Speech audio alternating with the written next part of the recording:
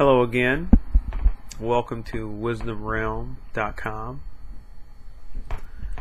The series of articles, The Coming, was chosen for the month of April primarily due to the fact that it is the traditional time that Judeo-Christians will celebrate the resurrection of Jesus Christ of Nazareth. Not all Christians recognize that time as the official time of the year, but many people around the world do consider April to be that month to observe and celebrate that event. Therefore, we decided we would follow with that. We're not saying we do endorse it. We're not saying we don't endorse it. We just felt the timing was appropriate. Now, if you've been reading the blog, you will realize that we don't take a pure Christian perspective. Actually, we probably don't take a Christian perspective at all about the concept of a Messiah. As you'll notice, the last posting talked about the inner Messiah, the inner Savior.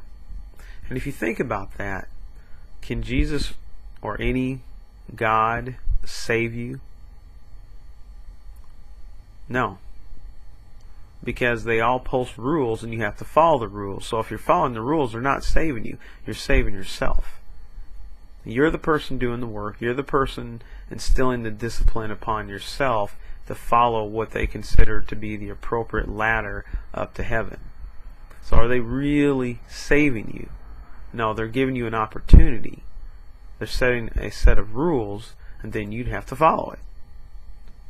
You know, that's not saving you. That's not you drowning because you can't swim and somebody comes with a boat, yanks you out of the water. Now you're not having to worry about having your lungs full of fluids that shouldn't be there. That's saving a person. But setting up a rule system and saying follow this or you're going to perish, that's not saving anybody. All of the schools of spirituality, religious philosophy, they all have rules that you must follow to obtain their benefit. So it's more like a set of laws that you have to follow as opposed to saving you. And if you think of it, from a Christian perspective, one could say, oh, God saved us. But God also tempted you too, because God allowed this concept of the devil to exist to tempt you. If you think about it, what are the things that people oftentimes say are the demise of society? Sex, drugs, and rock and roll. Now, I'm not saying rock and roll is bad. Rock and roll, you could say, just represents music in general. This right now, it seems that hip-hop and rap music is the modern-day version of rock and roll, so we'd have to throw that in there as well. Yet, it's there. It's there to tempt you. And it's more prevalent than the spiritual influence, by far. How many channels play music, endorse it, the culture that spawns from music? How many channels on television, radio stations promote promiscuity and sex and so on? And I'm not saying those are bad in a universal sense. I'm just making conversation. Now, how often do you hear spiritually based music widespread? How often do you see the spiritual influence? How many people even know what that is? Spiritual. Few. But yet, people say that there's this God out there protecting you, at the same time allowing you to be tempted. If you take a child and you raise it in an environment that is what it is, has its features, smoking, profane language charged with negative emotions, then it's never a surprise that the child emulates that environment. even as an adult. Very few people transcend their roots. But yet, we have this God that allows these things to go on. And we're children compared to God. I mean, oftentimes Christians refer to themselves as sheep. And if you wouldn't mislead a child and say that's healthy, why mislead an adult? An adult that is supposed to rise to a level of consciousness without a proper environment to support it. And considering that we're supposedly less than children compared to the God, shouldn't we have a better, more nurturing environment than this reality that we have now?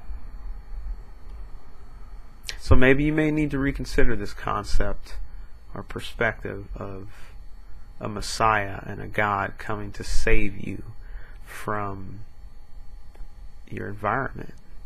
I'm sure there's many people in the trailer parks and the slums of the world that would love someone to come and save them, but most of them are born poor, live poor, and die poor, and they're usually not very happy.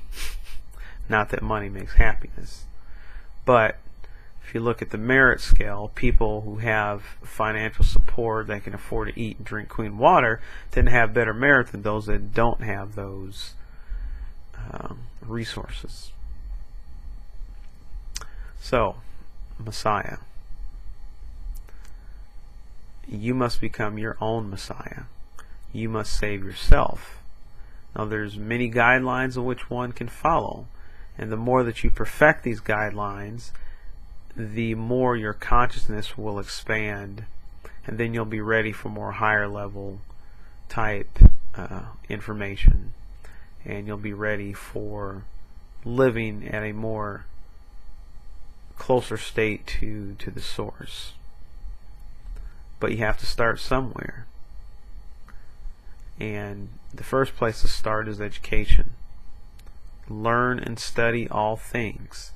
I personally have spent over 20 years chasing after something. Chasing after something I didn't know what it was per se, but I knew there was something there. And I had to sift through a bunch of stuff, a bunch of contrary information, a bunch of false information. And I tried, and I practiced, and eventually I realized where the good source of information comes from. And it all leads inside yourself. But there's a proper way to go about doing that, and those are subjects we will cover in time. But don't ever look at us as your main source. Study. There's great masters that have left great information for us. We only have to know how to understand it and read it. The concept of the Messiah, it's more metaphorical than literal.